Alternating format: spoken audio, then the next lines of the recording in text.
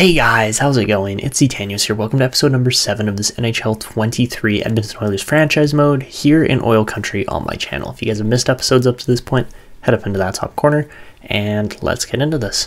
Alright, so today we are getting to the 2028 NHL Entry Draft as we aren't picking anywhere near the top. Of course, we won the cup in the last season, so that's a really good thing.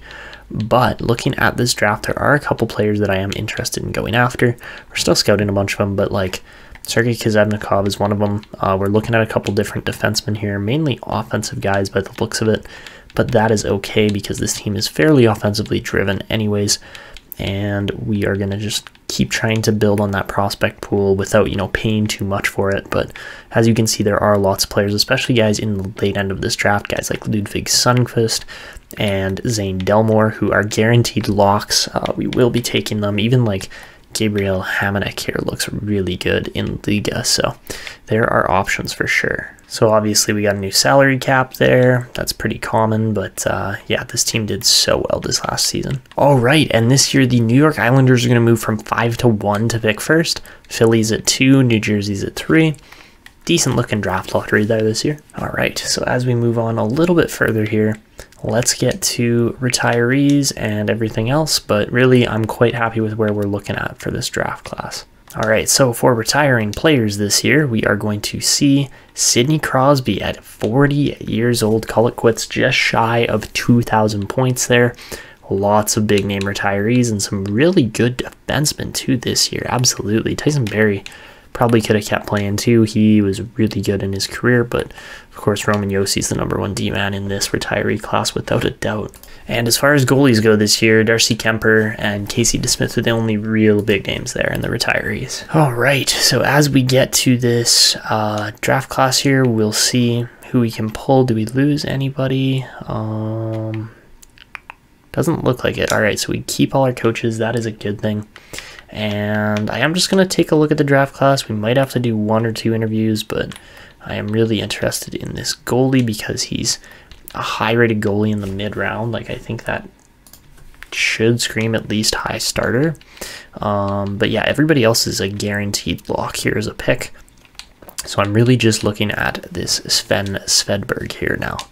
I still trust. I think at pick 68, if you're a high-rated player at 17, I think he's got to be a high starter at least. So that's what I'm hoping for. But we are probably going to take him. So let's get to this. Try not to trade away too many like NHL ready prospects, but also kind of, move some of our guys that aren't like guaranteed aren't going to be as good. And look at this. Vyacheslav Grigorenko hits a franchise potential, as he should. Him and Kiviaro together, we knew both of them were going to be phenomenal players, but I really, 94 points is a great season. I just didn't expect him to jump that quickly from the high elite to medium franchise. But you look at his all-round game, literally his puck skills and physicality are the only things that could maybe use a bit of work, but really Grigorenko is a bona fide franchise player now at this point. And some of these other guys too, like Bourgault is up to a 89 overall. Petrov was 90, dropped down a little bit, so we could give him probably one more X factor, honestly. Holloway's 88. We got a lot of good players in this team, and I am really quite happy with where we are looking as a team here. So not going to try to make too many trades.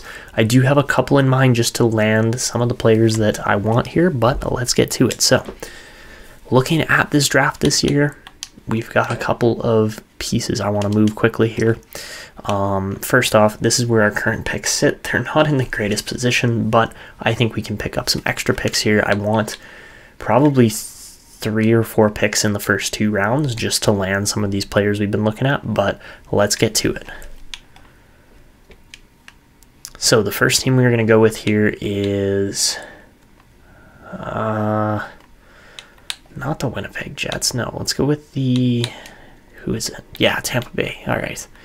So we're going to go with the Tampa Bay Lightning, see what we can find for this trade. I'm thinking I've got a package kind of in my head already for who I want to trade, but let's see what we can make work here. So obviously in this upcoming season, we are very likely going to have to move a player just to make sure that we get Kiviaro signed to a cheaper extension. That is the goal here. And with that being the case, I don't want to weaken our defense too much, but at the same time, we have to move some kind of, you know, cap eating pieces. And really, as much as I don't think we're trading Nugent-Hopkins, I don't think we can do that. But some of these other guys here, guys like probably Ryan McLeod, maybe Labushkin, definitely Zetterlund. That's not quite going to be enough. All right, so let's go with a rookie skater they might want. Okay, they can't have Wale. That's not happening. How about... who's our highest value guys? I mean, yeah, like, sure, Backer, Safronov. There's quite a few guys in here that are really good. Even Glebov's up to a good overall rating, but looking at Ed Homer, we might be trading Ed Homer, honestly.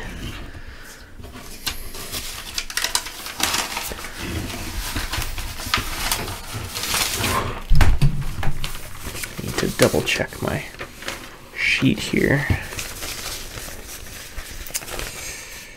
I don't know if I want to trade Homer, actually. All right, let's try going with a guy that's probably never gonna make our team here, being Toby James. I'm thinking, I know he was a previous first-round pick, but if this gets the deal done, we're getting 2 firsts out of it. So let's go with this deal. Oh, and it screwed me. I was about to press confirm. But Tuukka Lehtinen, great player there for the Islanders. So let's jump back, get that trade done with the Lightning, and hopefully they'll take this. I don't see why they wouldn't. They want to trade those first, and we are willing to take them off their hands. So let's get to it.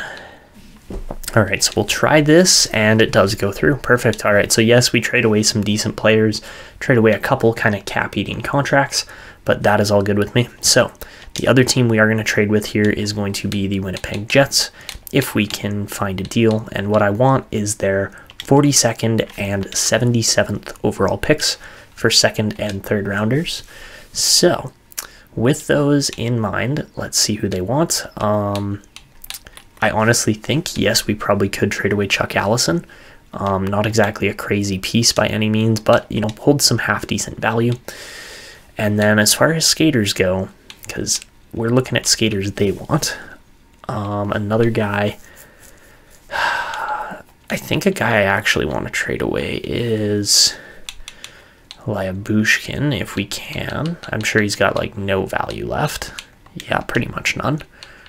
But that might go through as an even trade, so let's see if that's the case. All right, so does this deal go through? Yes, it does. Beautiful. All right, really easy deals there, and we clear up a little bit of cap space.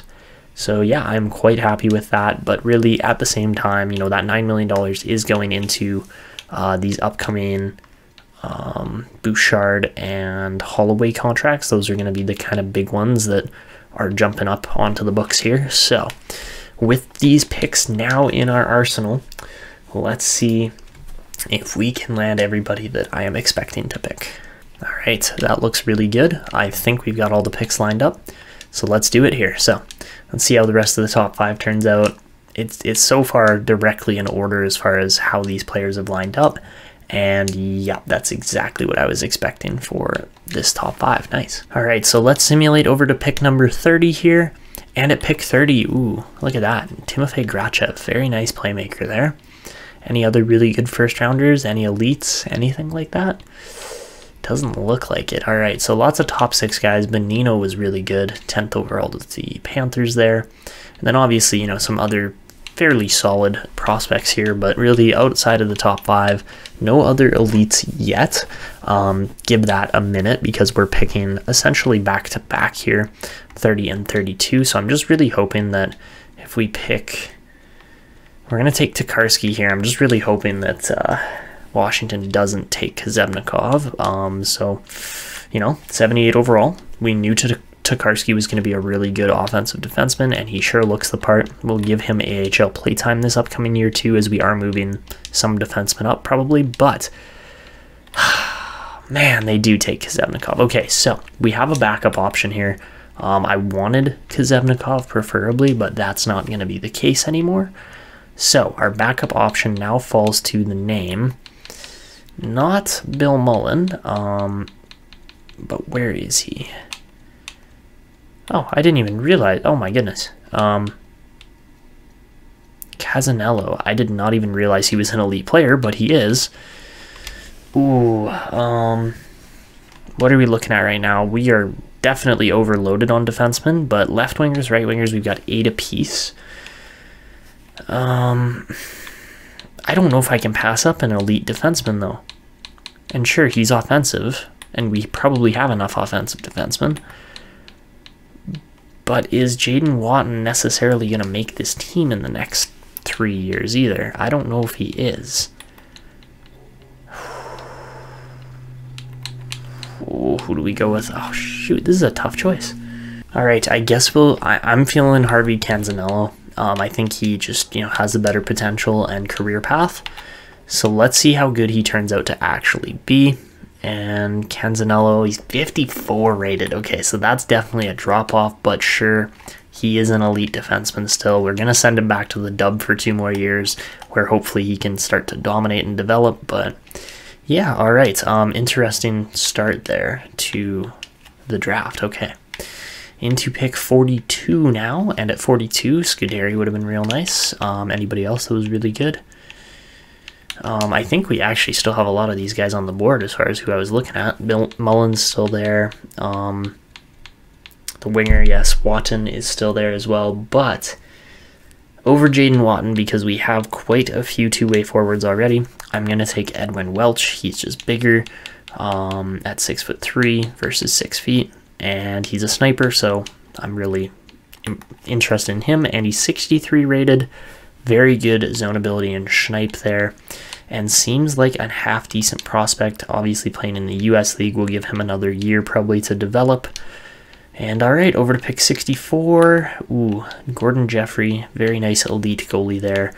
Watton was 62 rated with, 4 X factors, or 3 X factors, 1 zone ability. So pretty much the exact same as Welch there, just, 1 rating lower. So with pick 64, we are going to go with Sven Svedberg. This is the pick that I am a little weary about. Sure, we probably could have traded this pick up and landed a guarantee, but Erzberg is still there as well for a medium elite player. But we are going to take Svedberg, and I'm really hoping he's a high starter for a goalie. And he's high elite. Let's go. All right, that is a steal at the end of the second round. And he's 50 overall. Sweet. Sven Svedberg at 6'2" at just 17. Wow. Yeah. Wow. He looks like a steal of a pick. Potential-wise, anyways. We'll see if he ever develops, but my goodness. All right, so over to pick 77, and we are going to go with Erzberg. You guys saw him already. He looks great. And guaranteed. Well, actually, there's 2 here. There's a medium elite sniper and Nathaniel Stokes, too. Ooh, do we trade for do we need another elite winger prospect? I mean, maybe. Yes, but we just got a medium elite sniper in Welch. Ooh, we could go with 2. We could try to pick up 1 more pick here just to really have additional pieces to move for future, players that could fit our system. And oh my god, there's Sean Ma too. I forgot how many elite players we had scouted in this draft, and I'm like, you know what, let's just take the guys that line up with our picks, guys like Bachman, guys like, whoever else, right, that actually work. But my goodness, we could make another move here because there are multiple medium elite players. Nathaniel Stokes, I did not even realize was as good as he is. And yeah, like, look at this. This is the most insane draft class I've maybe ever seen. Wow. Okay, so let's see if we can, snag another pick here. Dallas wants to trade that 3rd rounder. If they want to trade it, we will take it. So Dallas Stars, pick 78. You want to give us that? What do you want? 5th and a 6th next year? You know what? Let's do it. All right, so we'll take this trade. Obviously, we're going to take that trade. Like, that's just too good an option not to go with. So by doing this and picking up another guy like Stokes as well, we are guaranteeing that our prospects turn out. But we're going to take Frederick Erzberg here. He's going to be pick number 77, and then right after Stokes is going to be pick number 78. So yeah, we've got a potential playmaker sniper combo here for the future that looks really good. Erzberg is 55 rated, so that's nice at 19. Not bad at all. And then Stokes is just 17 as a sniper. And let's see how good he is. 50 overall. Okay, so, you know, if he grows more than 5 overall in the next season, he will be the better pick of the two, but we'll see what happens with Erzberg as well. So those are, yeah, wow, I am really happy with those. All right, so as we simulate over to pick number 128 now, obviously some other elite players like Sean Ma, and who else? There was at least one other, wasn't there? Maybe not, but regardless, the 4th round so far wasn't spectacular. Valasek, or whatever his name was there, was pretty decent as a medium starter. All right, anybody else? Anybody else at all? Radulov, okay, medium top 6, not bad, but obviously not an elite winger either, so we will stick with what we got. We're going to pass on Schutz, even though he doesn't look terrible, but our next pick is not actually going to be Austin Bachman, even though we did trade away an elite goalie. We're actually going to go with this guy here, Alexander Bobrovsky, low elite playmaker out of Russia. Obviously, he's going to need time to develop, but guaranteed low elite. I'd rather take the center over the goalie. It's harder to find good forwards. So we will go with Bobrovsky. No points in 16 games, but he's guaranteed elite. So, all right, 53 overall. Not too shabby. All right, into pick number 160 now. And let's see how good that goalie was that we missed on. How about Renaud? 71 overall. Not too bad there. But Bachman was 59 overall, so 6 ratings higher, but he is 19 as well. So, you know, you give and take. How about this guy, Marco Berg? Didn't even realize he was in there. And all right, not bad at all for the 5th round there. Or sorry, I guess that was the 4th. Now this is the 5th. And we pretty much have to go with Gabriel Hamonic here. An elite goalie at 18 in the 6th, or at the end of the 5th round, essentially the 6th round. 48 overall. It doesn't get better than this. So yeah. Yeah, all right, over to pick 192. Ooh, Kozlov, not a bad pick there by Washington, 19-year-old there. 51 overall, probably out of the KHL or the Russian leagues of some kind. And yeesh, talk about a pretty weak 6th round apart from that Radulov pick. So we've got 2 more players on the board here. We have to go with Ludwig Sundqvist first, otherwise he's going to get picked. And we take him, and he is, obviously he's low elite, but how good is he?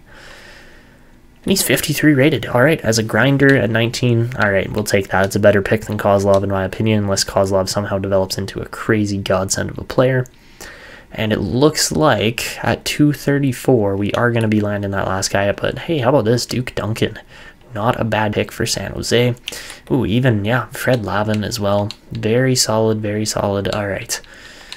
Not a bad 7th round, actually. Normally, not too many low elites actually get picked in the 7th round, but we will take Zane Delmore to wrap up this draft. I wonder, is there anybody else? There's medium 4 there in Devin Douglas, but really, Delmore has to be the pick, and he is 46 rated, so pretty low end there, but my goodness, what a draft. I'm super happy with this draft, and Canzanello was the pick that I wasn't actually expecting. I was really hoping we were going to get Kazevnikov, but we get another defenseman there instead that looks very interesting, and I'm quite happy with that draft. So yeah, overall, how many defense we get? Tokarski, Canzanello, and Delmore. I think that's it. 3 offensive defensemen. Bit of a strange way to draft this year, but we'll take it. Left wingers, we got 4 in Welch, Erzberg, Stokes, and then Sundqvist. So our left wing is set for the future, essentially. And then we got a couple goalies in a center there in Svedberg and Hamonic, and then, of course, Bobrovsky was the center. So not a bad draft.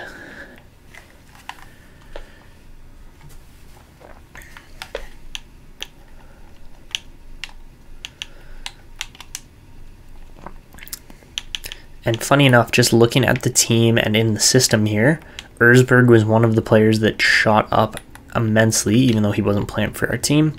Apart from that, Sundqvist was another one, and I think that's it. I don't see any other 18, 19-year-olds in here. So, yeah, all right. That was, that was a decent draft. Erzberg and Sundqvist, 2 Swedish players, turned out to be very good. So, All right, let's get to the re-signing phase. We got to sign a bunch of coaches and scouts and so on. Oh my goodness, Donovan Pietrangelo wants a ton of money, but we will pay him obviously, as he has managed to get our team 2 Stanley Cups and 2 President's Trophies over the span of what he can't have coached us more than 4 years. Like, that's crazy. So yeah, he's had an incredible win percentage with our team, no less than 49 wins in a season with the Oilers, so we will be keeping Pietrangelo around as long as we possibly can. And then apart from that, you know, Kirk Mackey honestly hasn't been too bad either, but yeah, we're probably, I don't know if we're going to be able to afford him, or if he wants a head coach job, so that's not going to happen. But we will get Steve Burgundy as our assistant coach coming up here. And then, let's see, Rodrigo McGinn. We're going to offer him a bit more money just to try and get him to re-sign as an associate coach, because that's what we want him to be. Oh, actually, that was stupid. All right, I don't know what I'm doing. But yeah, we will be re-signing him as the head coach. Obviously, McGinn is the head coach. I'm just blind when it comes to who we're signing and where. So yeah, and obviously you guys know these are all the pieces that are making the team click and work behind the scenes, and why we've got 2 cups in just 4 seasons now.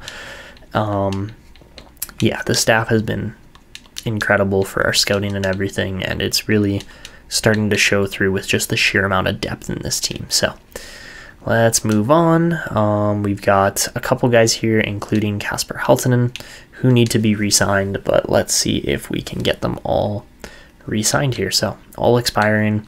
Halttunen is the big name without a doubt, and we should be able to get him for not too bad a price tag, but we'll see what happens.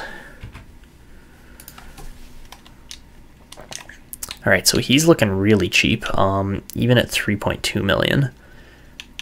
He's going to play in our top 9 for sure. Let's see if we can get him for $3 million for the next 8 years. If that's the case, I will absolutely take that.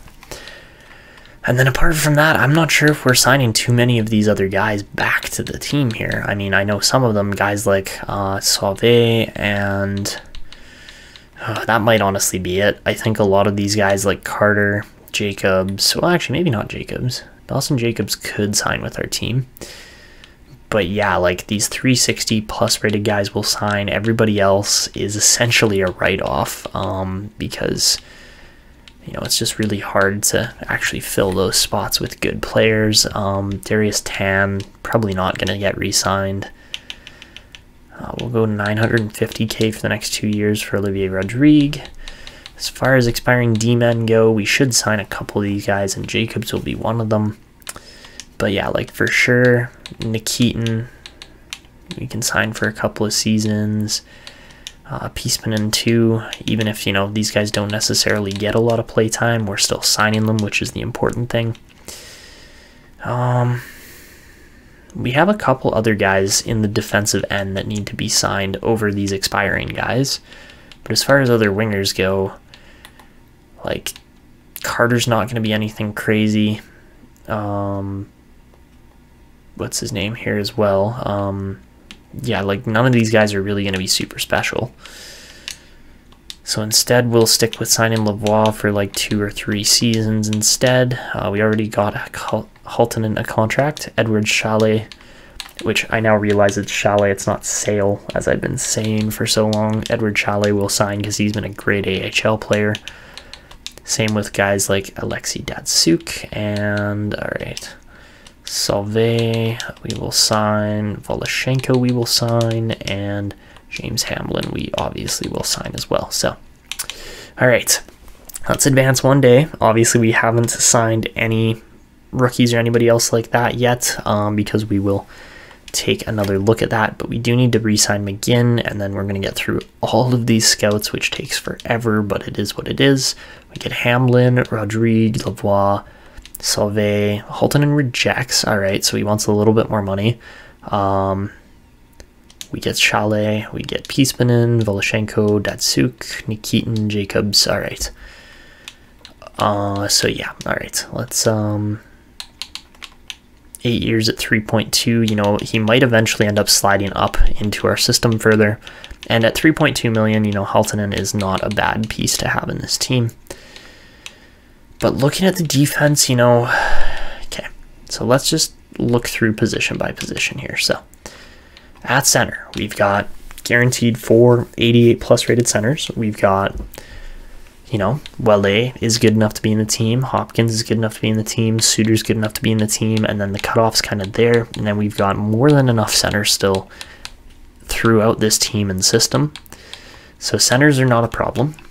As far as left wingers go, we have 4 very solid left wingers. How many centers do we actually have? We've got like 7. Yeah, we've got 7 NHL ready centers in our team. We've got 4 NHL ready left wingers. We only have 2, so that's where the cutoff kind of is. We have 2 NHL ready left or right wingers right now. I think this is going to be the season where we actually sign Liam Backer up to a contract. But when you look at the rest of the centers here, we've got, let's see, 1, 2, 3, 4, 5, 6 centers in the team there. As far as AHL left wingers go, we've got 2 for sure, maybe 3 coming up here in Merrick's, and then Edwin Welch we should leave for another season, so that's what we're going to do. Alright, so for right wingers, we will indeed sign Liam Backer this year. I think he can make a big jump as far as just actually making it to an NHL level by the end of next season. That's kind of the goal here. And then as far as defense goes, like Cullen, Tokarski, Homer, those guys are all in the hunt for NHL spots. I don't think we're going to give Tokarski an NHL spot this first season. I think that's where, you know, a guy like Ed Homer or Silas Cullen could both come in and fill roles. Apart from that, we've got a very solid top 4. I don't think we're going to be signing Mike Riley. We might if we have enough money.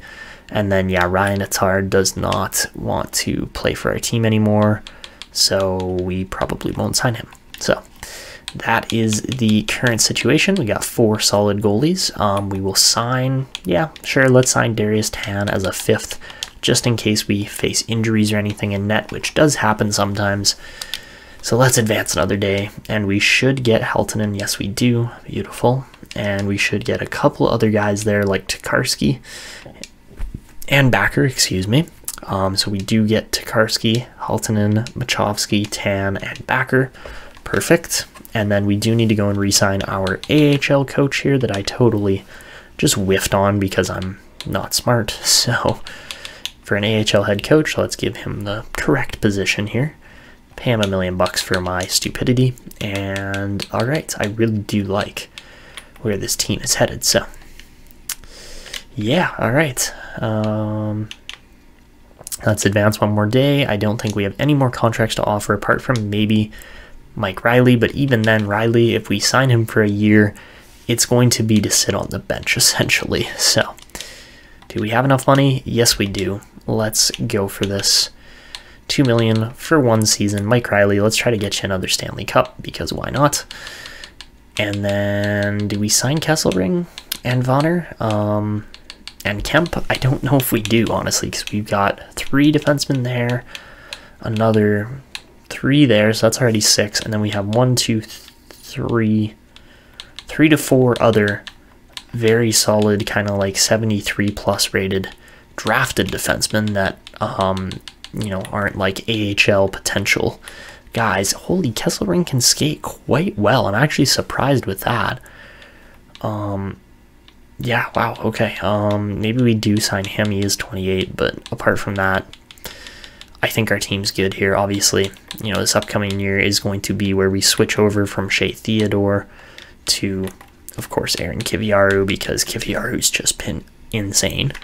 70 points in his last season was really good, and I think he's going to start to bump that up from here. So, all right, let's advance. Hopefully we get Mike Riley. And all right, he's not happy with the team anymore. Cool. So I guess we'll go with Attard then. 1 year, 2.75. Hopefully that's enough for him. And we're not going to re-sign any of those other defensemen, but we do get Ronnie Attard. We do get him. And all right, Mike Riley, go take a hike there, bud, because you didn't want to play for us. So sweet. All right, the team is good. The team is ready. Who else do we have on expiring deals here? Yeah, boy. Okay.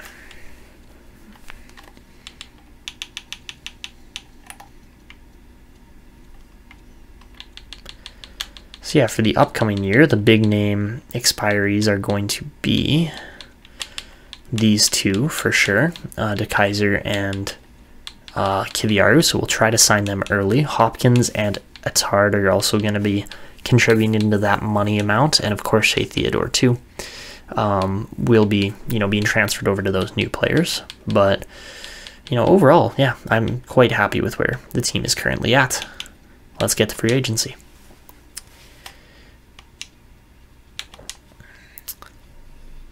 So on the trade block, we're not trading any of those guys. We don't need to trade any of those guys. We've got too many good players here to really try to be moving guys out. And really, I just think this team can repeat. I think that's how good the Oilers are this year, and I think they can get it done. So when looking at free agents this year, a couple big names. Obviously, we've got $1 million to spend, so we will not be getting anybody, but that is okay. There are some decent names in here too, guys like Blomdahl, who is a very good Buffalo prospect. Danielson, again, another Buffalo prospect. Buffalo just does not have the money to spend, I guess.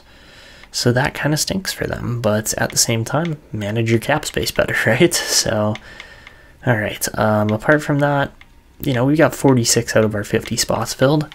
We don't need more than that. We don't probably want more than that either. Vasilevsky, interesting goalie for sure, but we will not be pursuing him.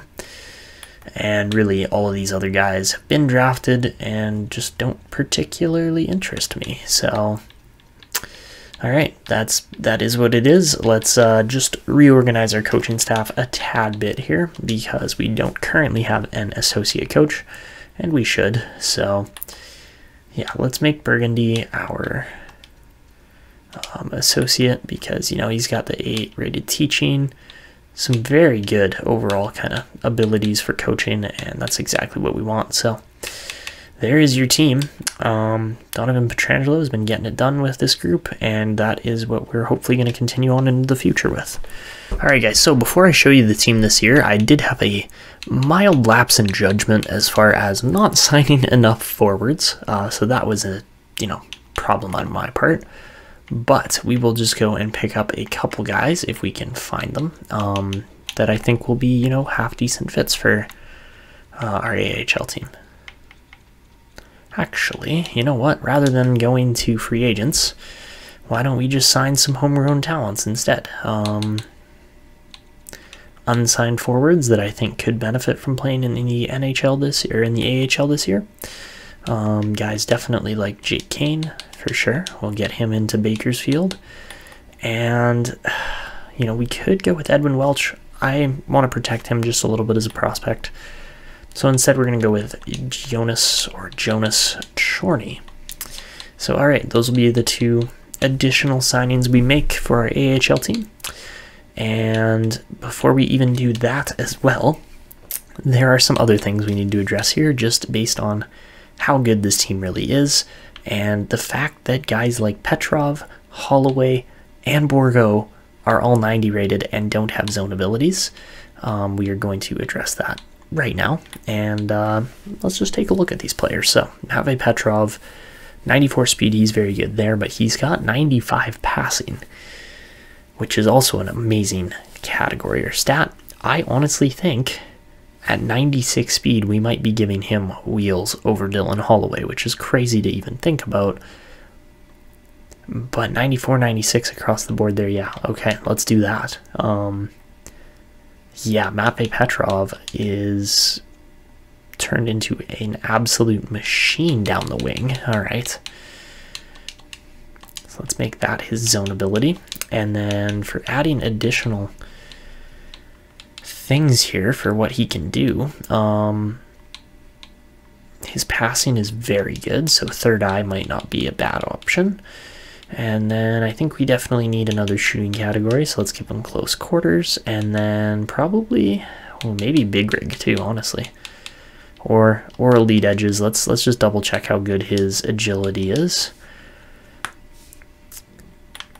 Because if his agility is as good as I think, which is 94, then yeah, we could potentially do that too. Or we give him 1T. 1T could be a phenomenal X factor as well, maybe over third eye actually. So yeah, let's, instead of third eye, let's drop third eye, go with elite edges, and go with 1T and see how that treats him. I think really Petrov is going to be able to tee them up off the left wing on the power play, and that'll be nice. All right, as far as a two-way forward goes here in Holloway, his defense isn't quite as good as I was expecting, but that's okay. His passing's good, his puck control's better, so puck on a string could be an option at 94 overall. I think we are probably going to give him wheels as well with the 94 acceleration and speed. That just seems to be, oh, you know, we could give him ankle breaker too. What do we want to do here? I think we actually remove close quarters. Keep, you know, a couple of the more defensive X factors. And let's do... Okay, so close quarters can go. Oh, actually, maybe not. I do like how his playstyle is kind of fitting here, but let's also give him wheels. I prefer to have super fast guys on my team, and when they can carry the puck past the entire other team, that also helps. So we'll do ankle breaker on Dylan Holloway as well, because his deking and puck control at that speed is, yeah, 93, 94. He's a beast when it comes to that. So finally for Xavier Bourgault, he's got 94s across the board in his puck skills, but his stick checking is extremely good too. He's not very quick, which is fine. His physicality is pretty decent actually. He's quite strong on the puck, so we could give him no contest. We could give him, you know what, I wouldn't even mind big tipper as well, because his hand-eye's so good. Alright, so his zone ability will probably be tape to tape. I think that one makes the most sense. And then we'll give him a couple others here too, because I really like how Bourgault is built too as a player. He looks like a monster. So, alright, first things first. Tape to tape will indeed be the zone ability. After that, he's got make it snappy, third eye. Yes, he is a passer to start. But if we give him puck on a string, he's got strength. So unstoppable force might actually be a really good one too. Actually, ooh, I don't know, because his... Okay, here's what I'm thinking. We do big tipper, because his hand eye is so good. We don't necessarily need third eye because he already has tape to tape. So instead of third eye, we remove that. We do stick check in. So yoink or stick him up.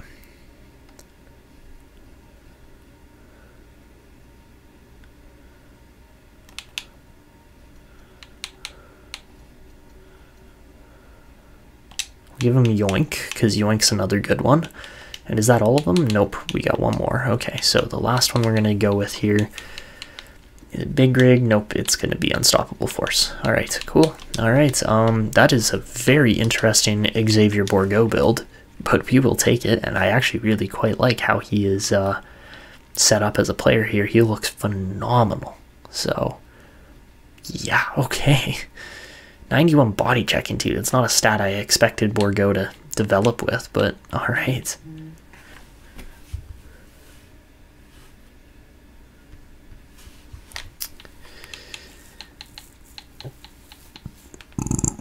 Okay.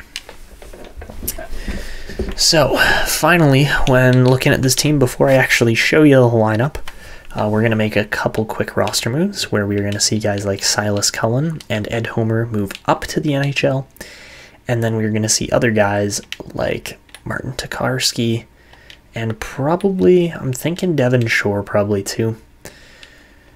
Unless there's somebody else. Yeah, I think we go Devon Shore. Actually, no, let's not move Devon Shore because that will impact other players then. Let's do that. So then we got Etard, Shore, and Suter sitting on the bench. Let's make that for roster moves, and now we can take a look at the lineup. All right, guys, so this is the team we are going with for this upcoming season. This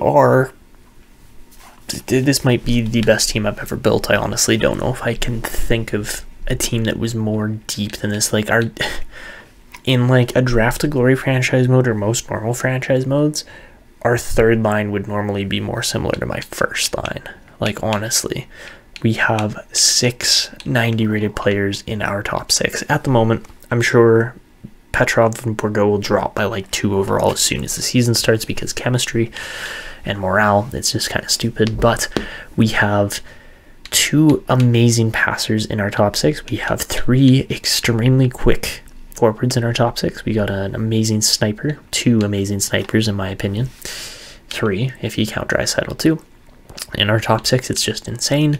And then the bottom 6 is still dangerous, where we have 3 elite edge players, 1 off the rush player. Like, Halttunen is an interesting product for sure as well. He can just like rip it down the wall, which is just strange but cool.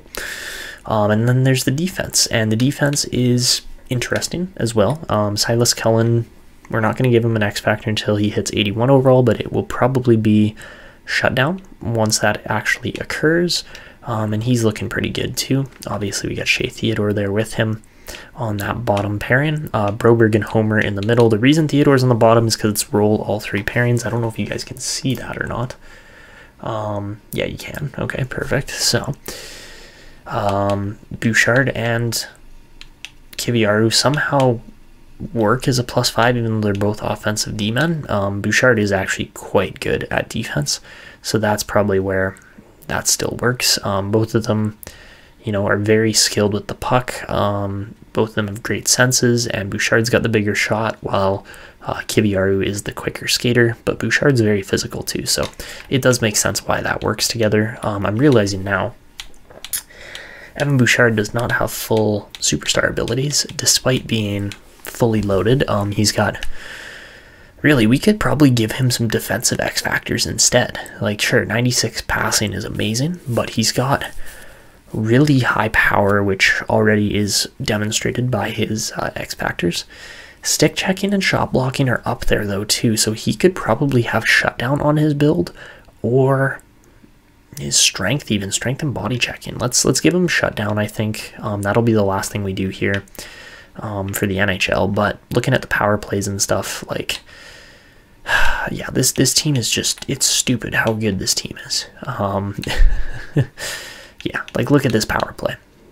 This is insane. Our strategies: distributors Draisaitl, finishers Grigorenko, puck carriers McDavid.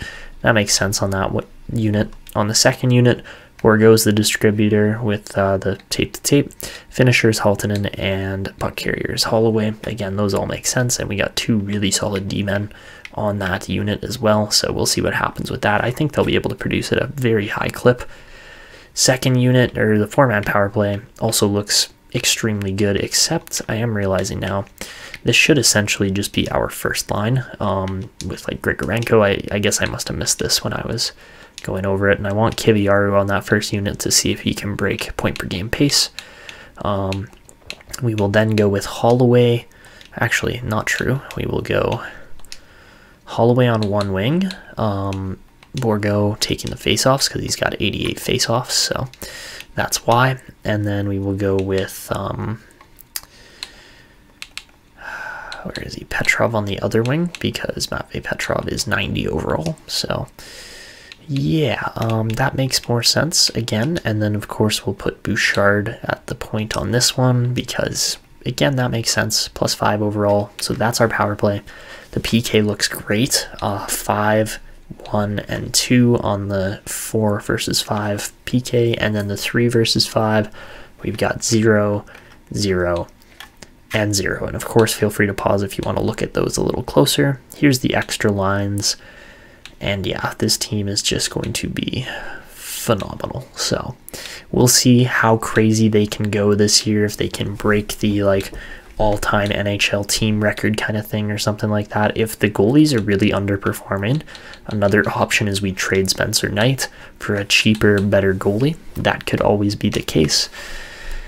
And yeah, all right, now on to Bakersfield. Yeesh, okay. So our AHL team is not looking nearly as good as I had hoped, but as we go through it, you know, it's not bad. It's just really not particularly great either. Yeah, like the goaltending's good. Rodrigue should be able to lead this team to a playoff spot. But really, overall, we don't have a lot of guys. I don't think we have any other guys apart from Olivier Rodrigue over 80 overall. We have some good players, though, still. Like, I'm expecting Jankowski and Chalet to help Liam Backer develop quite well, but we'll see what happens there. On the defensive end, Tokarski and Safronov are the guys that, you know, we need to focus on for developing because they're the youngest. And then, of course, we do have this Ovalstead guy that we picked up last year that's undrafted, but 68 overall at 20 years old now. Keep an eye on him, but really apart from that, that's pretty much it. The first power play unit should be good, and then after that, it's all just dog water. Honestly, it's just really bad. So there's not much I can really do to fix this, but yeah, that's the Bakersfield team we're gonna go with. Hopefully they aren't like bottom 5 in the league as far as you know, power play and penalty kill numbers go, but they might be. So yeah, we'll see what happens, but that is the team. That's what we're going with. I did see on the shootout there that we don't have Tokarski in here, and I would like to have Tokarski there. And all right, I think that's that about sums it up for the teams. We are going to just, you know, check out the team overalls and then go into a full season sim. So guys, one other thing I totally forgot to do here before we actually jump into the regular season is offer our expiring deals here. The 3 guys I want to keep, I'm not actually invested in Shea Theodore as much since we have 2 other really good defensemen in Bouchard and Kiviaru. But Kiviaru's going to be a lot of money.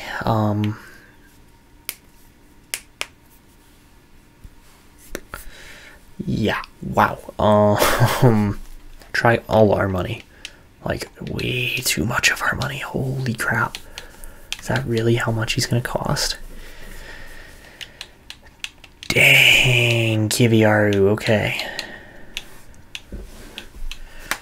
Okay, so Hopkins will be a last minute kind of contract sign-in. Kiviaru is going to want a lot. When I say a lot, I mean a lot of money, like 16 million. Oh my god.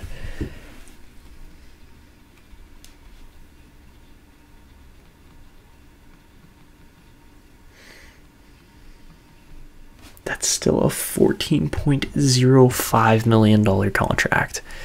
We literally can't offer that.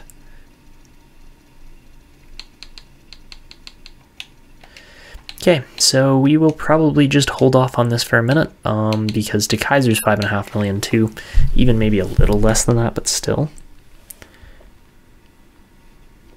He would still be a $4.7 million contract, so let's just hold off for a little bit. I'll let you know if we do offer these contracts before the season start, or before we hit the end of the season or anything, but my goodness, Aaron Kiviaru is going to be too much money probably. So the other option we do have here is moving our goalie in Spencer Knight. There are other goalies I was very interested in last year that probably would have been better off than, you know, us going for a guy like Spencer Knight. So let's see. All right, so a deal we're going to try to make here to clear up some cap space and be able to sign Aaron Kiviaru is we're going to try to send Spencer Knight to the New Jersey Devils for Aaron Joensuu and a 2nd round pick in this upcoming draft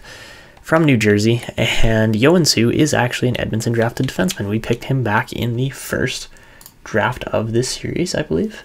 Yes, we did. 85th overall. He was 47 rated at the time. He's now 83 rated and a starting goalie. So let's see. Does it go through? Does not. All right, let's try to get a 3rd instead from New Jersey. If that works, we'll take it. And that indeed it does. All right, perfect. And the reason I'm cheaping out on goaltending here is because, again, the defense in front of Joensuu should be good enough. And looking at his stats, he's got a 90 rated recover and a low stick. All right, so what we're going to do at an 83 overall is we're going to toss a couple X factors on his player, on his goalie, whatever you want to call it, and make him look like a half decent goalie. All right, so we are going to give Joensuu all or nothing and post to post, and we've got his equipment set up there. Let's just make sure he's got a playoff beard going, because of course we're going to be trying to send this team to another Stanley Cup Finals run, and that is kind of the goal with a young goalie like this, is to really, you know, set him up to have a crazy rookie season with this team, and hopefully not ask for too much money. That is kind of the goal. So we'll see what happens here, but the first thing we are going to do is go out and offer him an extension as well, along with, of course, Kiviaru, because now we have the money to do so. So let's do that. All right, so we're going to go 14.625 million for the next 8 seasons of Aaron Kiviaru. And hopefully he signs that. That is the most absurd contract I've maybe ever offered in this game. And De Kaiser at 5.55 million. Oh, that was not right. Would be a $4.71 million contract, which fits under that $5 million range that we have to spend. So we'll go 4.725, and that should be good. All right, and then, you know, maybe we'll have the money to offer Joensuu, maybe we won't. We'll figure it out. And yeah, all right, that is the team now with those contracts offered, and let's see if we actually get those guys or not coming up here, and I believe we should. So we get to Kaiser, beautiful. And we should get Aaron Kiviaru. Did we? Did we not? I don't think we did. Now we do. Oh my goodness. And he signs, yeah, $14.625 million. I mean, don't get me wrong. He's leading the team in the preseason with, oh my God, 7 points in 4 games as a defenseman. Oh dear Lord, Aaron Kiviaru is 2 points per game in the preseason.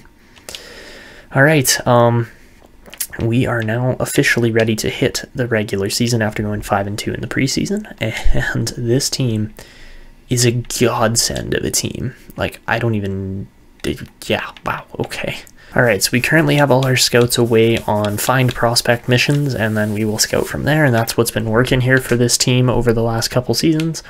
But let's see, how good is this Edmonton team with, you know, obviously weaker goaltending this year, but really, this team is just, oh my goodness. There, you guys can see it.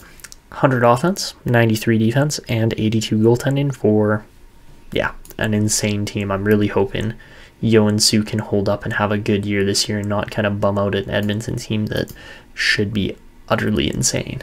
All right, and as far as the Bakersfield Condors go this year, we are looking at 73 offense, 73 defense, and 76 goaltending. So not a bad team down in the AHL either. All right, guys, I will be back with you at the end of the regular season to see how good or bad this Edmonton team does, and hopefully it'll be a record-breaking year. So, guys, this season the Edmonton Oilers go 66-13-3 for a record-breaking 135-point President's Trophy winning season that wasn't even close.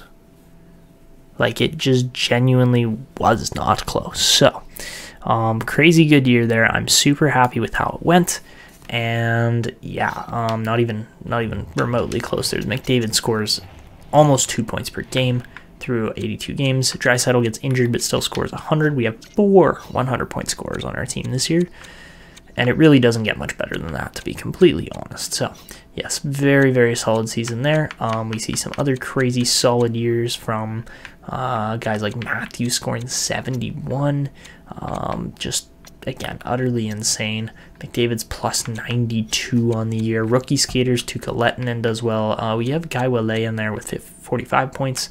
Not bad at all, but Antti Joensuu leads the league with 50 wins and 62 appearances. Just again, utterly dominant there. And then defensively, Quinn Hughes leads the league with 83 points, but Keviaru, who got injured for a couple, still scores 21 goals, which leads all defensemen. And yeah, just crazy good there. Bouchard also had 16 goals, which is top 3 in the league. And look at that, we had 3 of the top 5 defensive goal scorers were all on our team, so that's pretty crazy. So yeah, that was the NHL. As far as the AHL goes, John Tavares was just insanely good, and apart from that, our team was okay. Voloshenko scores 68, 47 from Liam Backer isn't great. It's not terrible, but again, not great either. And then Tokarski and Safronov are kind of the 2 guys we're watching here. And, you know, hopefully they will both be able to actually turn into solid defensemen eventually, but we'll see what happens with their growth and development. And Rodriguez 130 there for our team this year. The best goalie there was Nico Dawes and Eric Shalgren with 40 each. Anson Thornton was pretty solid too. And Timothy Thompson was actually really, really good there for the Rochester Americans. All right, so there you have it. That's the AHL, but we went 41, 28, and 3, which I believe was a 12th place finish. I might have read that wrong before. Nope, 12th is correct. All right, so there you have it. We are now into the playoffs. So for our round 1 matchup, we will be taking on the Dallas Stars. Let's just take a peek, see how they're looking. How about Zachary? 36 and still kicking there in Anaheim. But as far as Dallas goes, they're a pretty sweet team here. Lalan Set was actually a very nice pickup for them, but overall, you know, they've kind of built their team out around guys like Stankoven and Robertson for the most part. Again, they're a very solid team. Their forward core actually looks pretty mean, to be completely honest. And then defensively, they're actually quite solid there. Spike Sweat has really turned into a solid D-man. And overall, wow, they have managed to pick up some extremely solid defensemen to put in front of Samsonov and Stolarz. All right, so we're going to have to beat these guys offensively. Like, that is just as simple as it goes. We are going to have to outscore them. And I think we can do that on a goalie like Samsonov, but still, Dallas is going to be a tough series coming up here. So let's see what we can do. All right, so into game number 1 here of the Edmonton-Dallas series, and game 1 is going to go to the Oilers 7-2. Evan Bouchard has a 3-point night, very solid start there, and we got Stockton down in the AHL for our matchup there, so that's probably not going to end too well, but we'll see what happens. All right, so up 1-0, solid start there, and we lose Liam Backer to a mild concussion right off the bat, and lose 5-2 in the AHL, so yeah, that's probably not going to go so well. Game 2, we win 3-2. Bouchard doesn't score in that game, but it doesn't matter, as we still get the dub, and really this team is just cruising right now. All right, game number 2, we lose in the AHL, not surprising. Tokarski's got 3 goals in 2 games, but it's not enough, obviously, as Stockton's just outscoring us. All right, and into game number 3 here, and all right, we win 3-1, up 3-0 here against Dallas, and this is looking pretty simple here. Matvei Petrov, 5 points in 2 games. And do we lose yet again? Sorry, it's not Stockton, it's Calgary.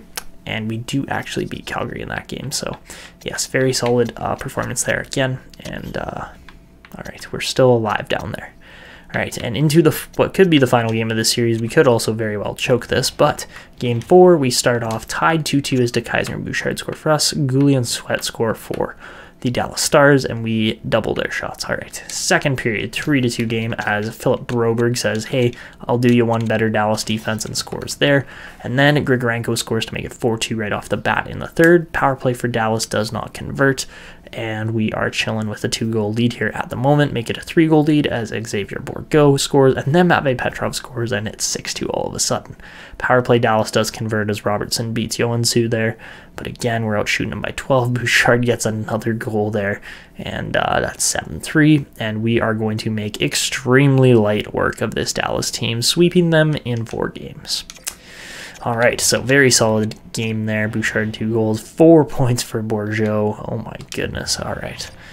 So yeah, Dallas was not a challenge, and we cruised to a second round playoff appearance. Nice.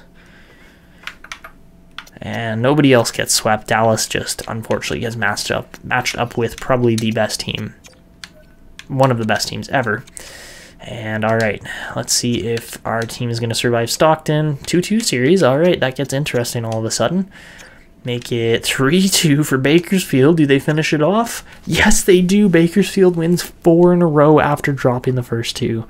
And that was not the result I expected against the league-leading Stockton Heat. Calgary. What are they? Calgary Wranglers now? I keep mixing them up. My spreadsheet says Stockton Heat, which is incorrect. But yeah, wow. That was not the result I expected. And Edward Chalet scores 9 points. Not bad there at all. To be fair, that was through 6 games, but yes, wow, okay. All right, looks like Pittsburgh, Ottawa, and Carolina are through, as well as Nashville. All right, so the playoffs are starting, second round starting to take shape.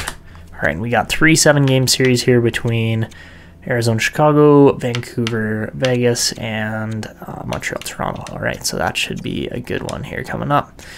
And all right, playoffs are done for that round. Looks like Arizona gets through, Vancouver gets through, and Toronto or Montreal? Toronto indeed. All right. All right, so into round 2 here, and we will be facing off against the Vancouver Canucks, who were actually able to finish second in the entire league. So we literally have the 1 versus 2 matchup here coming. And oh man, yeah, okay, I see why this Vancouver team was able to do so well. They got a very solid forward core and a 94 rated 30-year-old Elias Pettersson, as well as Quinn Hughes on the back end. So yes, this Vancouver team is pretty sick. They've got Thatcher Demko in net. They've kept their core pieces around, and it has paid massive dividends for this team's success. So that's crazy to see. Has Vancouver won a cup?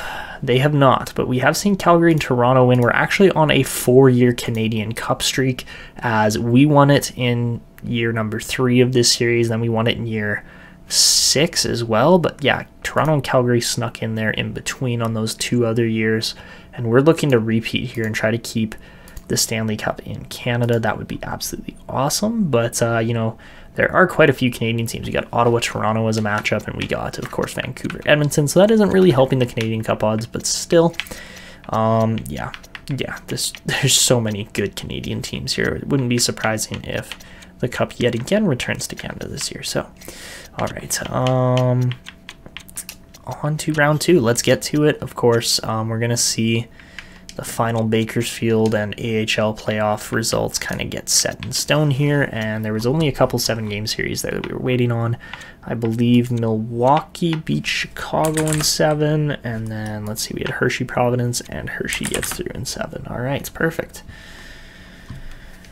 All right, so on to round number 2 here, and this Vancouver matchup is going to be an interesting one. We'll see what happens, but they are probably our toughest opponent we're going to face. The Tampa Bay Lightning got knocked out in round 1, and they were the 3rd place team in the league. So yeah, really at this point, and Minnesota's also out to Nashville. Minnesota had 108 points for what would have been 5th behind Toronto as well. And Vegas also got knocked out. They were super high up there. So yeah, lots of very good teams getting knocked out early, but Vancouver is probably the toughest remaining matchup here in these playoffs, apart from maybe Pittsburgh and Toronto. So, all right, here we go, round 2, and we start off with a 7-2 victory again.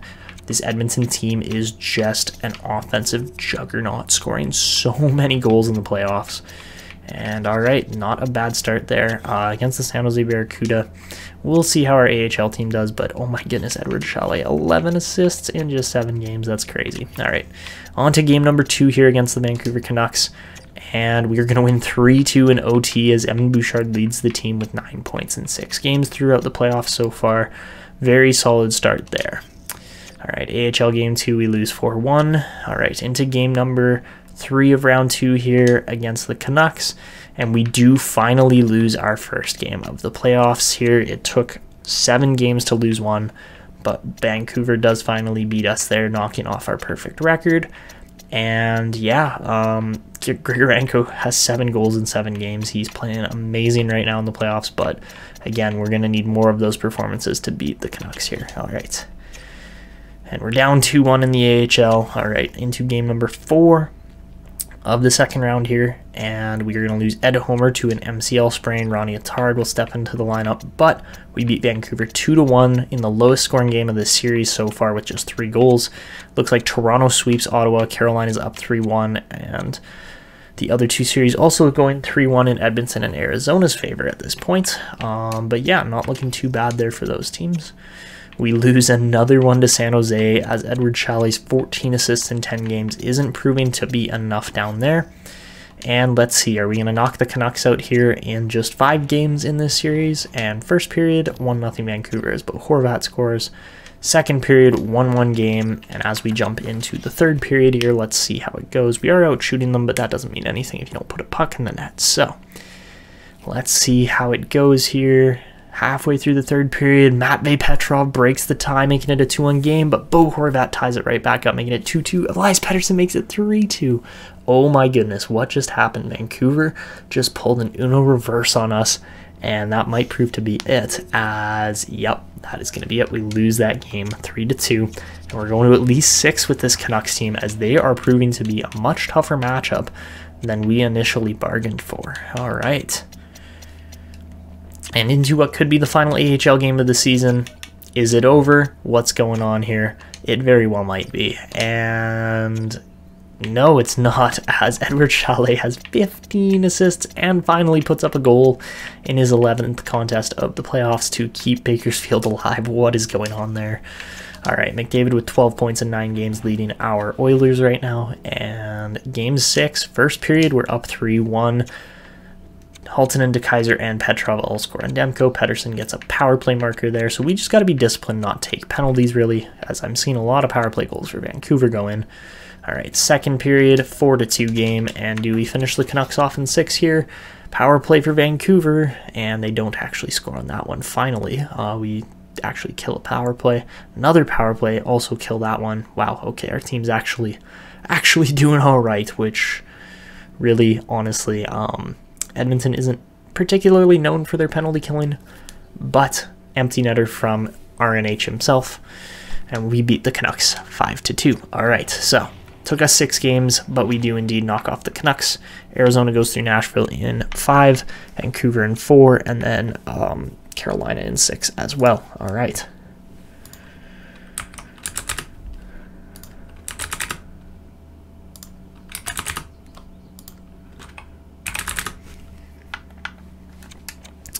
All right, so our AHL season is still alive here. I don't know how, but it is, and it could be over here with this game. And is it?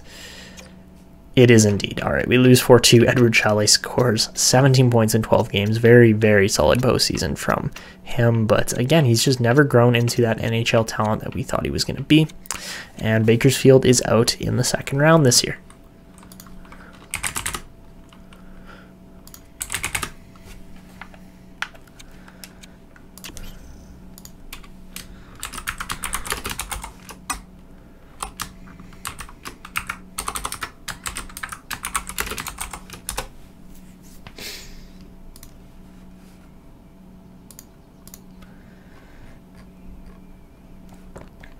All right, so as we continue on, we're down to the final 4 teams of this Stanley Cup playoffs this year, and one of them is the Arizona Coyotes. They've got Trevor Zegras in with Clayton Keller. Okay, that's something pretty crazy.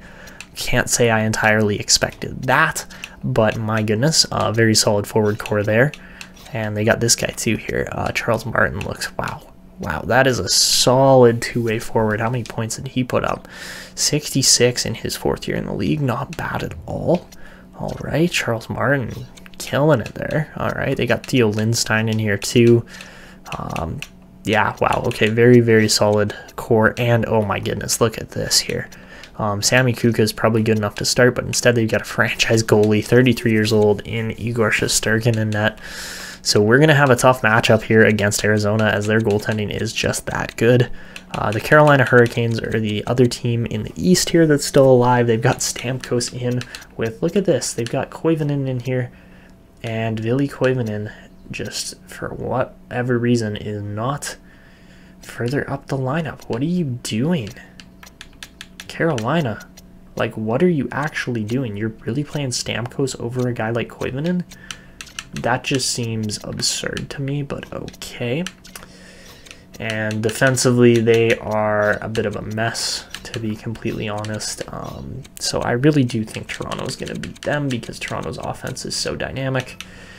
Yeah, I could very well see Toronto beating these guys. Honestly, I almost want to trade to get Klim Kostin back because he is such a beauty. He was so good in Edmonton in these actual real life seasons here that he's been with the Oilers. Like, everybody at Edmonton's loved him. So yeah, that could potentially be a move. I wouldn't actually mind going to get Klim Kostin. We could use another power forward in this team probably. And then goaltending's kind of in shambles there as far as Mackenzie Blackwood being out with an injury right now, but Toronto isn't always known for their goaltending necessarily either, so we'll see. This series coming up here for the conference finals could really go any way depending on which teams are clicking and which teams are not. So let's continue on here. Of course, the Ed Homer injury is probably deterring our team a little bit here, just based on chemistry. I would assume that's kind of where we're sitting and why things aren't going quite as well as I had hoped. But you know what? If we switch Ronnie Attard down, you know what? Maybe that'll probably help quite a bit. We do have some very solid defensemen throughout the team, so I'm not too worried about that. But let's continue on here and see what our Oilers can do here against the Arizona Coyotes, who look like a bit of a force right now. Okay, game 1. We win 5-1. Grigorenko killing it right now. Love to see that. All right, into game 2 on home ice. We win 6-5 in a tight overtime there, but McDavid is an assist per game, plus 5 goals for 17 points. And we're up 2-0 against Arizona just like that. All right, back to Arizona for game number 3. And we still managed to get 4 goals past Shesterkin. McDavid up to 19 points now, and we look to potentially pull off another sweep here in just our 3rd round of the Stanley Cup final or Stanley Cup playoffs. And first period 1-1 game as McDavid and Trouba both score for their respective teams. Second period make it 3-1 Edmonton as Yamamoto and Wale find the back of the net for Edmonton. And into the 3rd period here, this is should be just a cruise to victory here. And another Stanley Cup Finals appearance. Make it 4-1 Connor McDavid on the power play. And power play there again for Edmonton doesn't convert, but that is all good. And my goodness, this team just has been lights out really for the most part. We've lost 2 games all the way through the playoffs to the Stanley Cup Finals here, and it doesn't really get much better than that. So if the Maple Leafs can win, the Cup guaranteed stays in Toronto. If not, then we got to take on Carolina for it. But really, like, who's beating this Edmonton team? Like, just look at it. Who's beating this Edmonton team? I feel like I'm pretty safe to say it's going to be a struggle regardless, whoever has to play us next. So 21 points, just 14 games there for McDavid. And, ooh, Carolina's up 3-2. Do they get it done? They do not. We got a 7-game series here. All right. Come on, Toronto. Get the job done. And they do. Let's go. The Cup is guaranteed in Canada for another season. We keep the streak alive. Well done, Toronto. That is awesome to see. And of course, we had to beat out Washington last year for the Cup. Calgary had to beat Columbus. Who else? Toronto beat Minnesota 3 years ago, and we beat Columbus as well. So really, regardless, it doesn't matter. Either Toronto or Edmonton's getting the Cup. I'm happy with either of those, but of course, I would love to win the Stanley Cup. With this President's Trophy winning team, Toronto finished 3rd place in the league behind us in Vancouver. That was it. So yes, they are a very formidable foe as well. But here we go. Stanley Cup Finals against the Leafs. Oilers-Leafs, it still could possibly happen this year. Of course, knock on wood as a Canadian fan, but my goodness. All right, here we go. Game number 1 of the Stanley Cup Finals. We lose Philip Broberg to a mild concussion, and our defense is really taking a whack here, and we lose to Toronto too. All right, let's get the defense figured out. That is not okay. We're missing so many defenders. And who's going in? Is it Safronov? Is it Tokarski? It could even be Nikitin, maybe. I feel like he's probably a little bit too slow to really defend well, but I'm thinking, yeah, probably Safronov. I could go with Tokarski, but yeah, we're going to stick with Safronov for now, just because he's a little bit bigger, a little bit more skilled two-way. And I think that is going to be where we need to make sure we are rolling and, you know, just covered as far as all our bases and everything like that goes. So, yeah, Pius Suter can't be playing top minutes. That just doesn't work for me.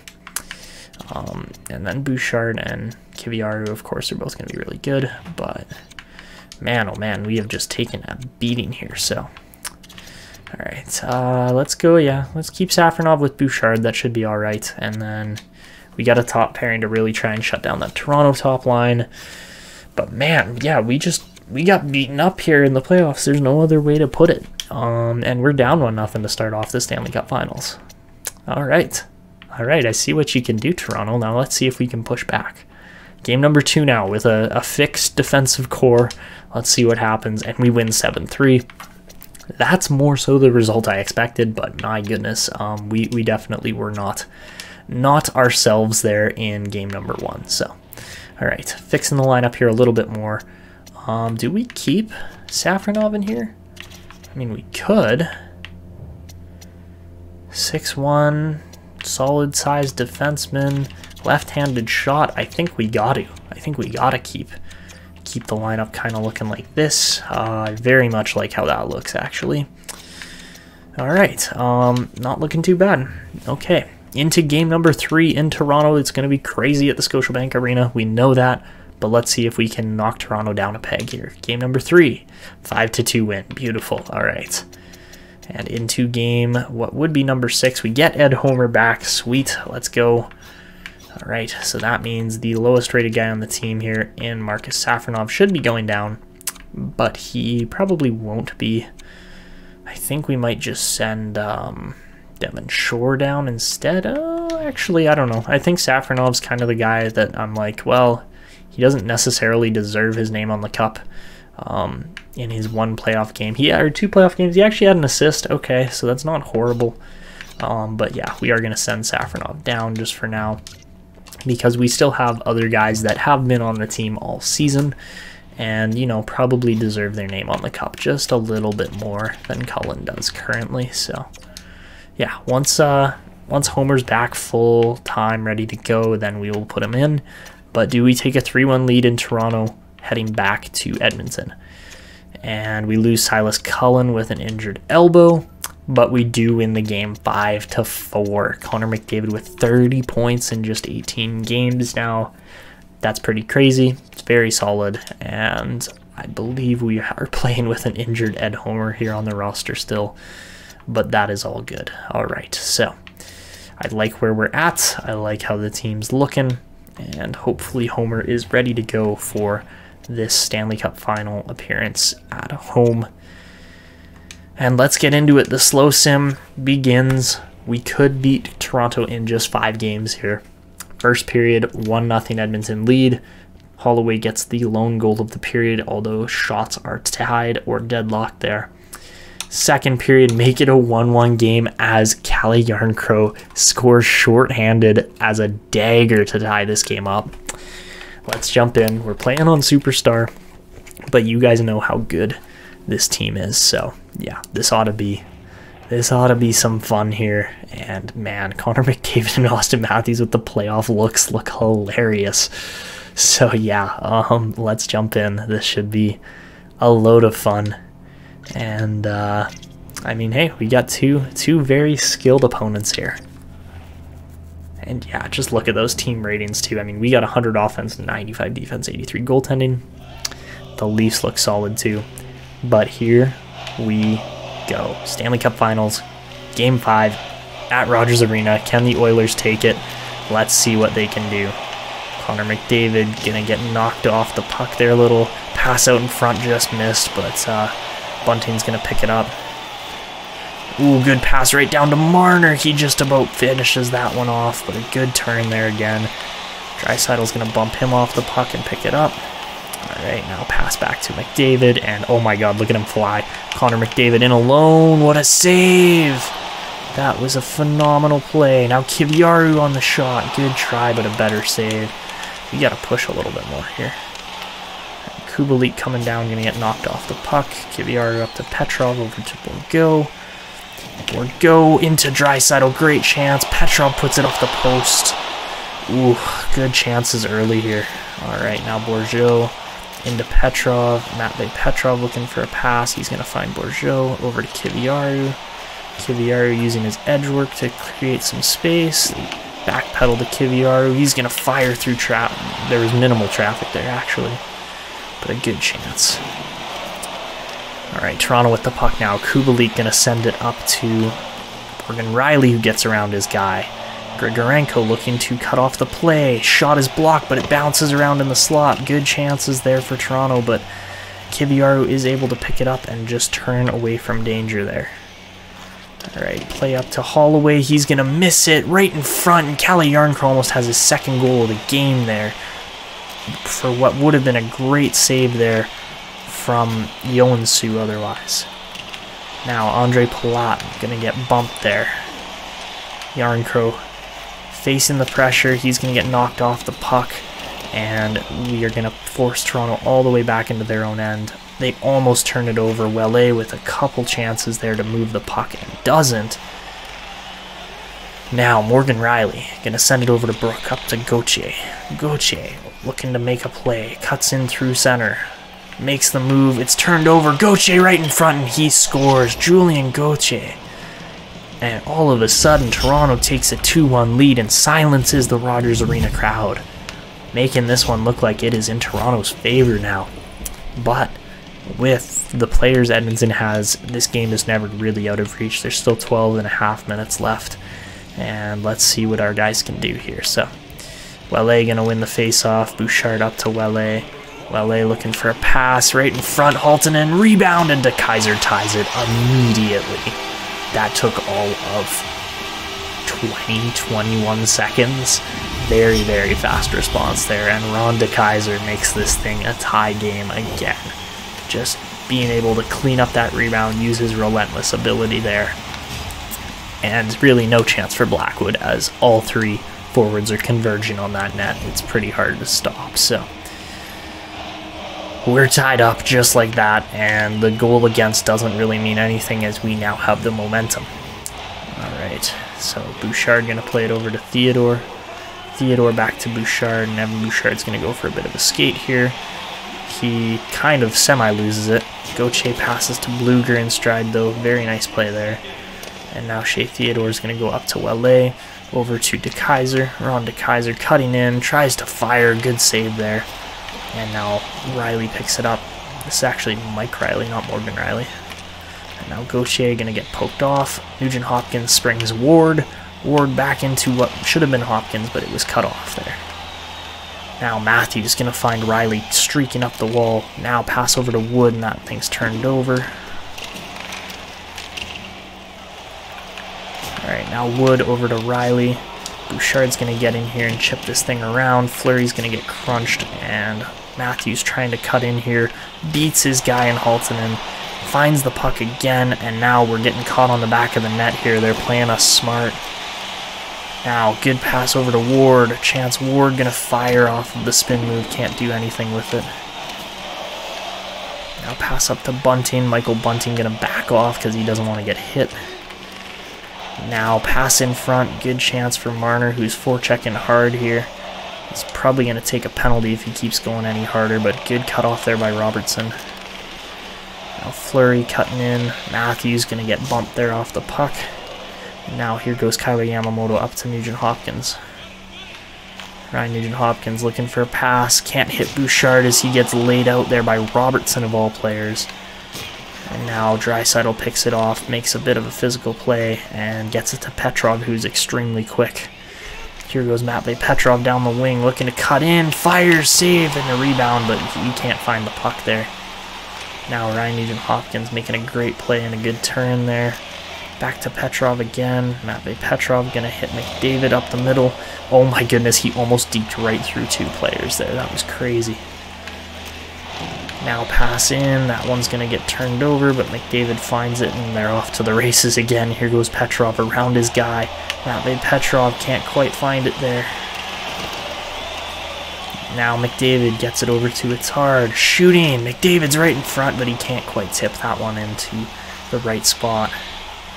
Now Connor McDavid cutting away from his check, looking for space, as Connor McDavid does.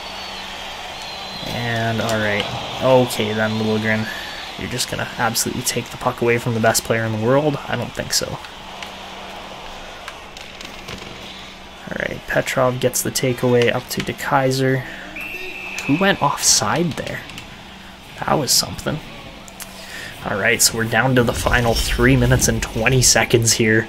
Really, this game could go either way at this point, but both teams are forcing chances, creating plays, and it's anybody's game here. So, pass there off the face-off.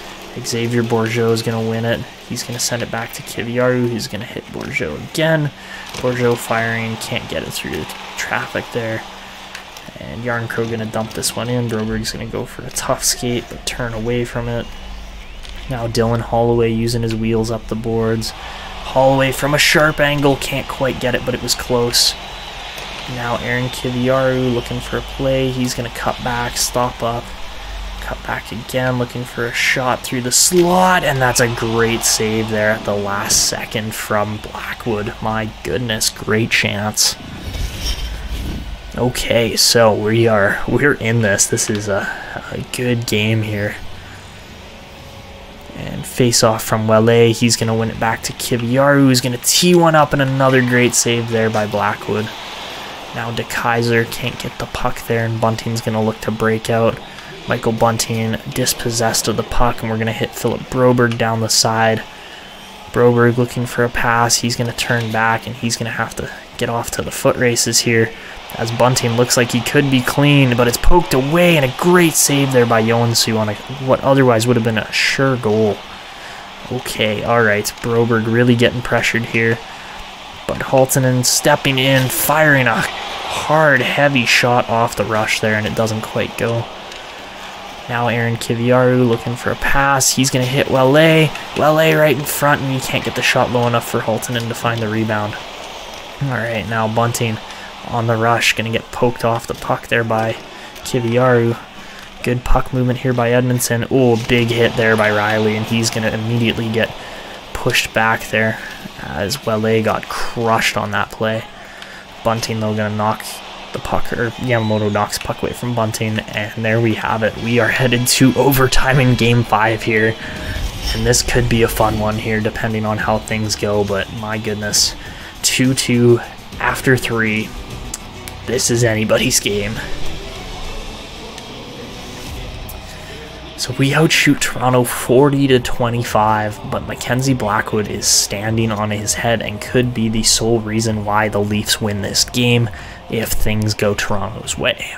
But at this point, Edmonton seems to have the momentum. We'll see if they can keep it after the break, but really it has looked like their game up to this point. Now Marner coming down on Broberg. Broberg knocks him off the puck. Pass out in front though, back end, there they are. Toronto gets it as Teddy Blueger finishes off a gorgeous passing play there with Mitch Marner. And Toronto survives for at least 6 games here as we head back to the Scotiabank Arena for Game 6. Oh my goodness, what an OT that was. We lose Ed Homer yet again. And that means, I believe, we have to yet again make a roster move, because thank you NHL for being an annoying game. Alright. Yep, that means Sutter's back. Are you kidding me? Come on, you're going to injure Cullen and Homer at the same time. Again, we've been 2 defensemen down this entire series. It's great. You know, if we actually had a healthy defense for the whole series, I bet you it would have gone to just 5 or maybe even 4 games. So that's great, but I'm complaining really on the right side of the series still. We need to win 1, Toronto needs to win 2, so I can't really complain too hard. Alright, so yeah, let's just switch that back up, make it a balanced offensive lineup here, and defensive lineup too. I would love to just beat Toronto, that would be great, but we head to Toronto for Game 7, let's see how it goes. McDavid held pointless in that last game. And first period, it's a 2-1 Toronto lead as Robertson and Brook both score. We get a Grigorenko power goal, but that's 6 shots is not enough to win it, a period even. Alright, second period, make it a 5-4 game as Halttunen McDavid and Grigorenko score, but so do Argushintsev, Bunting, and Morgan Riley. All right, so you know what? Let's jump in here. It's Game 6. We could win it on the road. We very likely can win it on the road. And let's see what we can do if the Oilers will play a better period here and not kind of be chasing like we have been this whole game. All right, now Bunting down the wall. He finds Marner. Good stick, though, there by Holloway. And Dylan Holloway, fresh off the bench, comes ripping down the middle. Dylan Holloway in. What a goal! And his close quarters pays off there as Holloway essentially goes end to end and ties this game up in Toronto here just 3 minutes and 3 seconds into the third period. So very timely goal there from the youngster. I guess he's not so young anymore. He's now 27. And Dylan Holloway, but yeah, just a fabulous performance there as he goes end to end on a very skilled Toronto team and ties this one up. All right. So Draisaitl looks like he gets an assist there maybe on that play as it got cycled around, but we get the second line out here now, and Bourgeau's going to win the faceoff. All right, Bouchard can't get the puck through, but he's still looking for the pass. Bourgeau can't get the pass through either in spite of having tape to tape. Big hit there by Bouchard, though, as he absolutely dumps the Toronto player there in the corner. All right, now Holloway picking it up. He's going to send Bourgeau. Xavier Bourgeau can't pass through 4 Leafs there as it doesn't quite work. Good poke check, though, as looks like Grigorenko almost got away with that one. Really made a good play there. But Klim Kostin really battling to keep this puck, and too many Oilers overwhelm him there. Alright, Bouchard up to Grigorenko. He beats his guy. Grigorenko trying to fire one off in the slot there, and it doesn't quite go. Now a good pass into Yarncrow. Yarncrow bumped off the puck there at the last second. Otherwise, he was in a dangerous spot. Ooh, heavy hit, but looks like it's going to pay off as Haltonen gets in, and a great save there. Holloway took the hit to make the play, but he's feeling that one afterwards. Ooh, now another big hit on Yarncrow this time. And Haltonen's going to step in, fire a heavy slap shot there, and Safronov gets beat on the play. Now Palat also going to get laid out there. Bodies flying everywhere here in this competition. And Welle trying to beat his man with his edges. He's really just getting overwhelmed here. I don't know how there wasn't a penalty on that play, but there was not. Alright, Ron DeKaiser just gets the puck poked right off his stick. And Argushintsev going to get bumped. Another big hit on Yarncrow as he threw that one on Holloway earlier and we didn't like it. Holy, this is so many poke checks here. Alright, let's go Ward, take it up the wall. Chance Ward driving it down deep. Looking for a play. Ward out in front, great chance. Big rebound there and we can't get to it. Safronov throws a hit on Bluger there, and alright. Ronnie Attard gets the puck out. We could have a fight here. No, it doesn't look like it. Alright.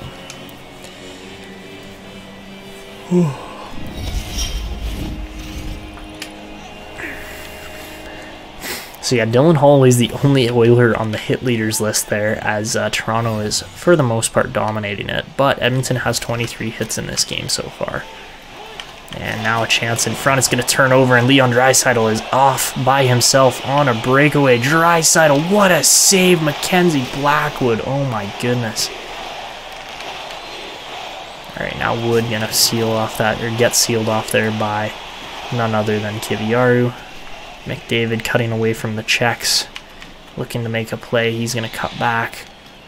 Holy McDavid agility, what the fuck? That's not how it works. Connor McDavid's better than that. He literally just beats you regardless. Alright. Okay, come on already. That's enough stick checking.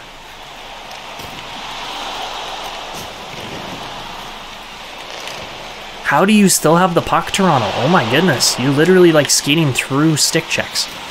I love it. Take off, McDavid. Holy jeez. Okay, come on already. Draisaitl now looking for a pass. Finds Kiviaru in the slot. Great chance there. But man, that should have gone the other way. Alright, Hopkins, good stick check. Let's just get the lines changed up here a little bit. Here comes Grigorenko.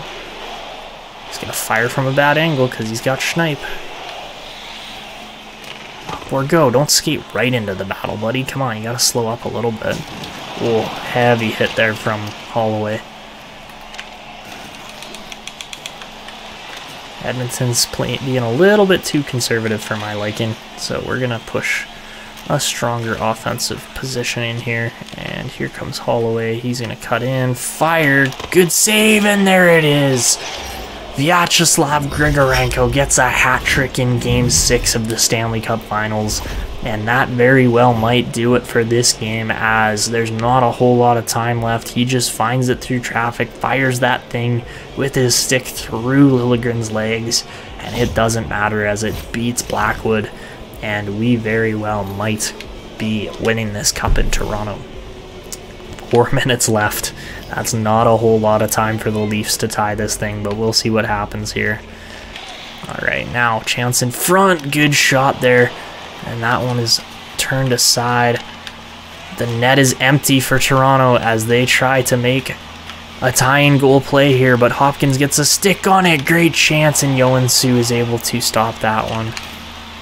Now played around to Ward. Chance Ward flips it out to Yamamoto. Kyler Yamamoto towards the empty net. And that is going to be it. The Edmonton Oilers will indeed win back-to-back Stanley Cups, as Chance Ward makes a gorgeous little flip out and Yamamoto has a clear lane to the net. And there you have it. That is it. So, not much time. We're just going to get this one in deep, or try to. Toronto, of course, going to still make a push, but really at this point, it's kind of over, as KVR is just going to run out the remaining clock here. And Draisaitl's just going to send this one in deep, and that should be pretty much it, as McDavid almost tied up Fleury there.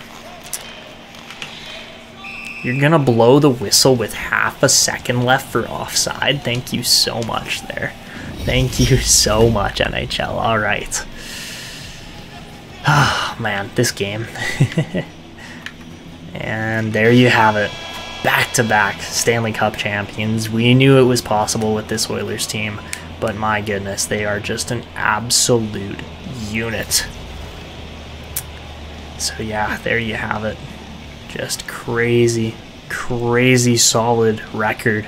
16-4. They only lose 4 games on this playoff run, and it really doesn't get too much better than that. So yeah, what a fabulous series here from the Edmonton Oilers. And of course, Connor McDavid's going to win the Conn Smythe. Who else but Connor McDavid? And yes, just a fabulous effort overall from the team. But of course, McDavid is going to be the standout player. Who else would it be?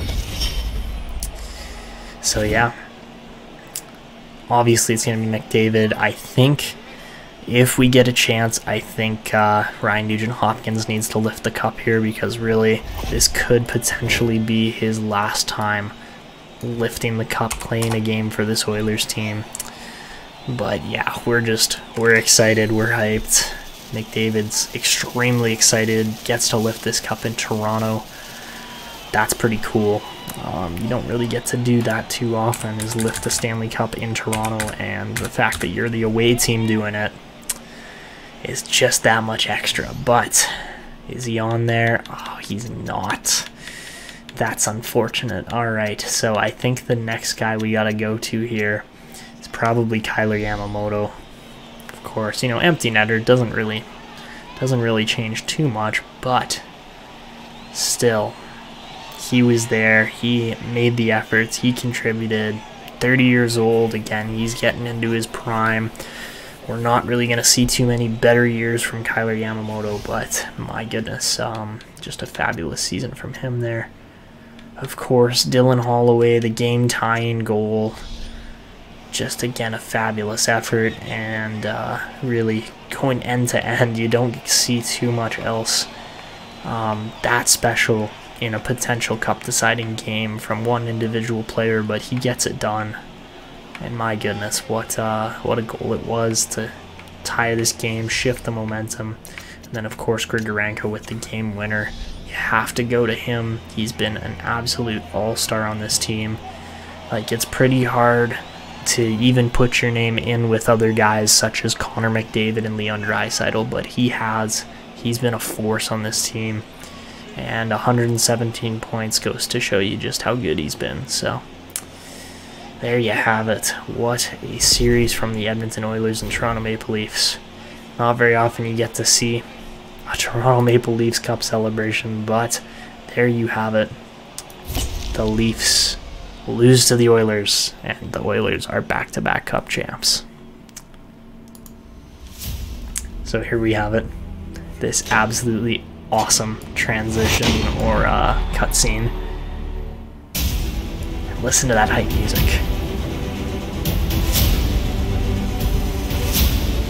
It's so good. I love the music in here. It's great. And there you have it. Nugent-Hopkins gets his name on the cup 2 times. And that's just fabulous. You'll love to see it. I guess actually 3 times now. Because that is back-to-back championships, 3 in 6 years? 5 years, actually. 3 in 5 years. Wow. We are beginning to enter dynasty material with this Oilers team now. So there you have it. The Edmonton Oilers and San Jose Barracuda are your championship winning teams.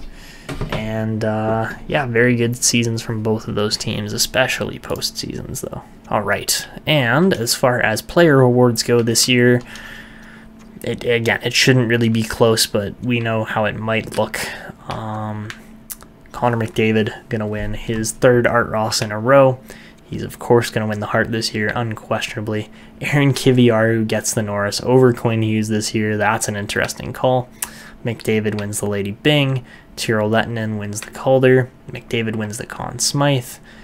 Kaapo Kähkönen really beats out Antti Joensuu for the Vezina. And Zacharias there in Minnesota wins the Jennings, Larson with the Masterton, Glenn there, or Montreal's coach with the Jack Adams, McTavish with the Selke, interesting, McDavid with the Ted Lindsay, and of course McDavid with the Rocket. My goodness, interesting award handouts there, but you know, I think that is pretty fair for the most part.